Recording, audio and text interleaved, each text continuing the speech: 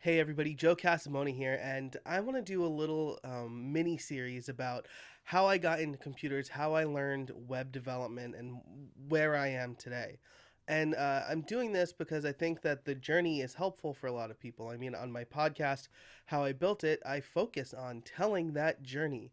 So it's just going to be a small mini series where I kind of rehash some of my fondest computer memories.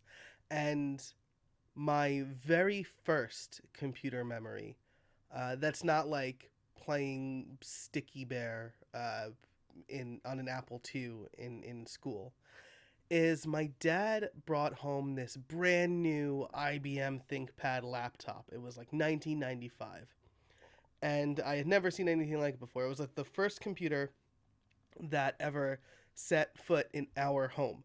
We had never had a computer before that. Only used them at school, and I remember asking my dad if I could use it to do a report that I had to do on the White House or maybe the president or something like that.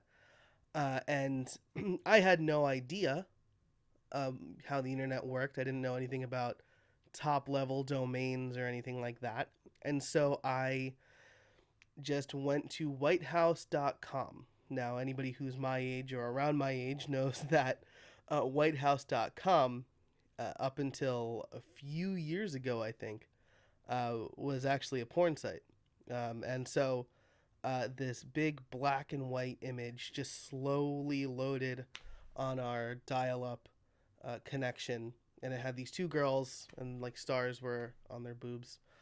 And I didn't know what to do. It was 1995, so I was 10. I was probably 9.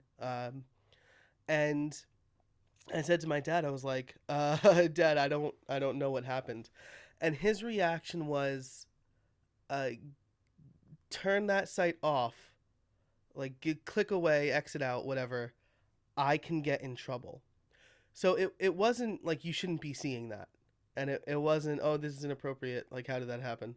It's I could get in trouble because if you'll remember, you might not remember. I didn't realize it at the time, but my dad had like this little dongle with a number that generated. It was a early form of two-factor authentication, so he had to actually like log on to his work computer via the internet, and he logged on for me so I could do my report. And then the first thing that happened was I went to a pornographic site, accidentally, of course. But that's the first memory I have of using a computer in my own house. So after that, it was probably a few years after that actually.